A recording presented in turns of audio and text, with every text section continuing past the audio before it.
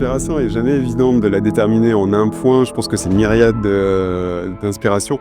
Mais avant tout, c'est la question de jouer avec une forme géométrique très très forte, rigide, la couronne, le cercle, et la mettre en contrebalancement avec un effet plus organique lié à la botanique, aux plantes et au principe de germination, ou en tout cas de croissance.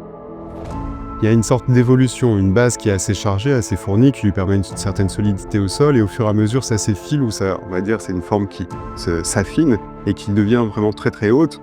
Et il y a un traitement de surface qui est au niveau de la hauteur, quelque chose de chromé, donc qui va refléter peut-être le ciel ou les nuages, donc quelque chose d'assez aérien.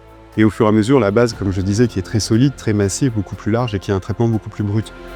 Ce que j'ai trouvé intéressant, c'est que les pièces que nous avons fabriquées sont des couronnes. Cette géométrie de pièces sont fabriquées habituellement pour être utilisées comme roulement. Et là, elles seront utilisées pour une œuvre d'art. Ça donne une autre dimension au travail.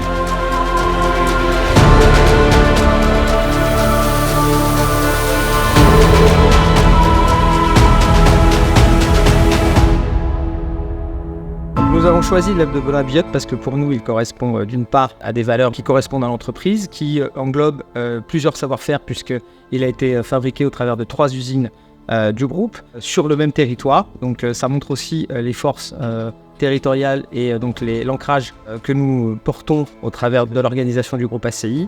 C'est à la fois Rectichrome pour du chromage, à la fois Forge de Mon-Plaisir pour les chutes de forgeage et à la fois Berthial pour les chutes ou les fabrications de chaudronnage. Dans ce projet, ce qui est intéressant, c'est vraiment toute l'étape de médiation, de sensibilisation que l'industrie magnifique fait et la mise en relation avec les entreprises. De moi-même, en tant qu'artiste, ça aurait été très compliqué de contacter une entreprise et de pouvoir monter un tel projet. L'industrie magnifique, elle est médiatrice justement là-dessus. Cette immersion a été une chance vraiment pour ma pratique artistique, puisque d'un seul coup, ça m'a ouvert des horizons que j'aurais jamais pu penser, ni techniquement ni humainement, ou même dans la faisabilité, mais travailler le métal, bosser avec des entreprises qui ont vraiment des compétences dans le domaine, c'est génial, quoi.